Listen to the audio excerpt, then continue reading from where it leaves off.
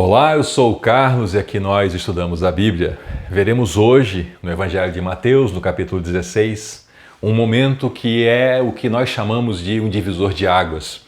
Uma grande mudança na direção do Evangelho e que vai mesmo redefinir a relação de Jesus com os seus discípulos, vai dar para eles uma visão completamente diferente do que eles vinham entendendo e vai gerar até mesmo um grande choque e um tremendo de um conflito naquele momento, naquele grupo de discípulos. Vamos dar uma breve recapitulada. Nós estamos acompanhando a caminhada de Jesus no norte, na parte norte de Israel, na região chamada Galileia, onde Jesus ensinou muitas coisas e veio progredindo na sua revelação com os seus discípulos. Nosso último encontro, nós tivemos a oportunidade de perceber como Jesus estava e não terminou, nós seguimos vendo esse momento, numa aula particular com os discípulos, não com a multidão. E nessa aula ele veio progredindo numa conversa que começou com uma pergunta, quem as pessoas por aí dizem que o Filho do Homem é? E aí ele veio obtendo as respostas, questionou a eles, quem eles achavam que ele era. Pedro deu uma resposta celestial e aí então Jesus ministrou sobre Pedro a autoridade e deu um ensino sobre a formação da igreja. E esse é o momento em que nós retomamos a leitura do texto. Evangelho de Mateus, capítulo 16, verso 21. Daquele momento em diante, Jesus começou a falar claramente a seus discípulos que era necessário que ele fosse a Jerusalém e sofresse muitas coisas terríveis nas mãos dos líderes do povo, dos principais sacerdotes e dos mestres da lei. Seria morto, mas no terceiro dia ressuscitaria. Essa é a grande virada. E esse é o grande choque. Porque eles estão lá no norte e Jesus está formando o seu grupo de seguidores. E esse grupo vem crescendo e a admiração do povo vem aumentando. Vieram então de Jerusalém para o norte, chegaram lá para enfrentar Jesus, para confrontá-lo.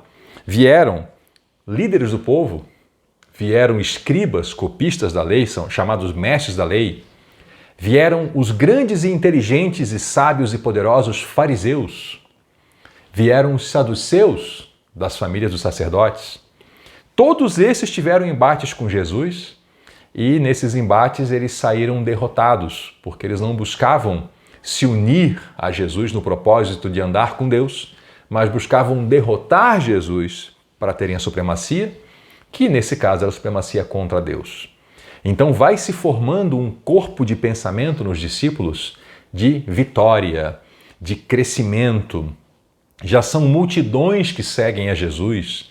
Nós vimos nas multiplicações dos pães, nas duas multiplicações, números altíssimos. O menor número foram 4.000 homens, fora mulheres e crianças.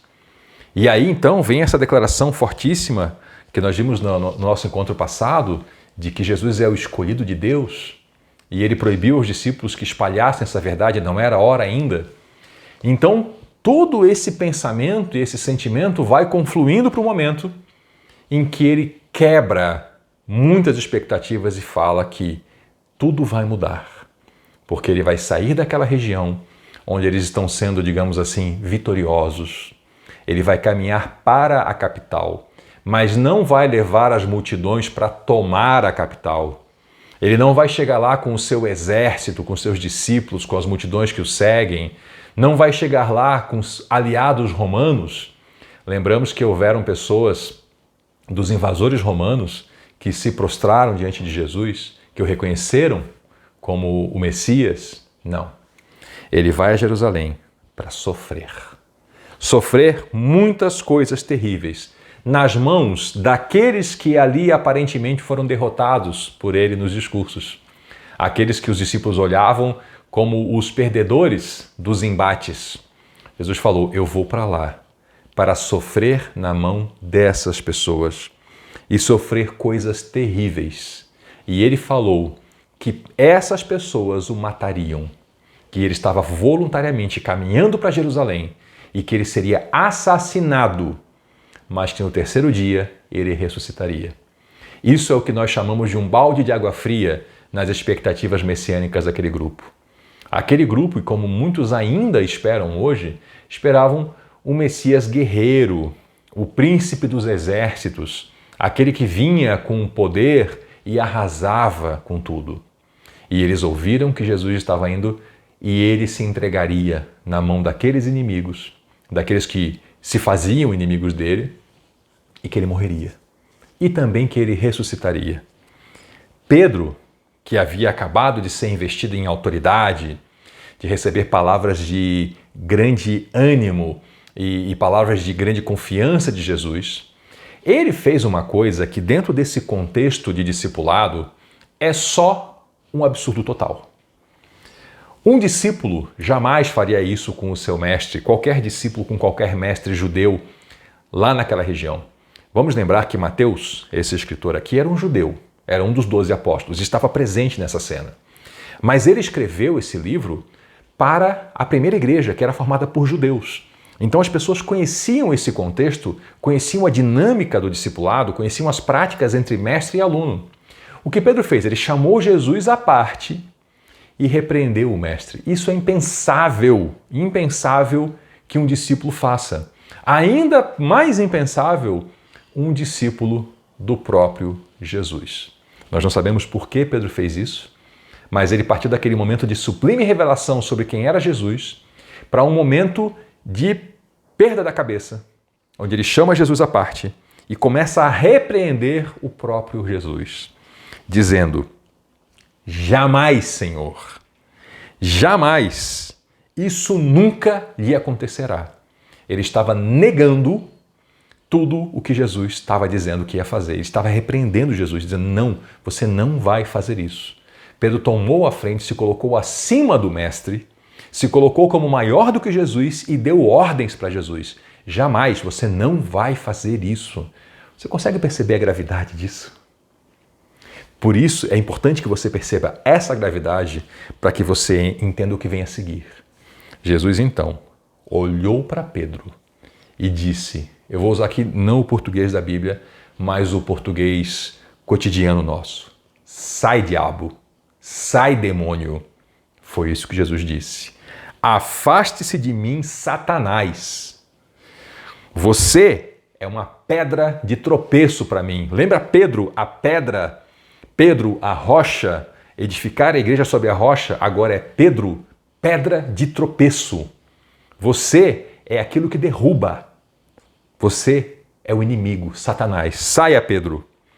Você considera apenas as coisas do ponto de vista humano e não da perspectiva de Deus. O mesmo Pedro que antes recebeu de Deus a revelação que Jesus Cristo é o Messias, o Filho do Deus vivo, agora é o Pedro, Satanás, pedra de tropeço, que só pensa nas coisas da perspectiva humana e não na perspectiva de Deus. Vejam que transformação rápida e radical. Será que Jesus estava dizendo que Pedro era o próprio príncipe das trevas, aquele chamado também de Beelzebu, Baal-zebub? Não. A palavra Satanás significa adversário.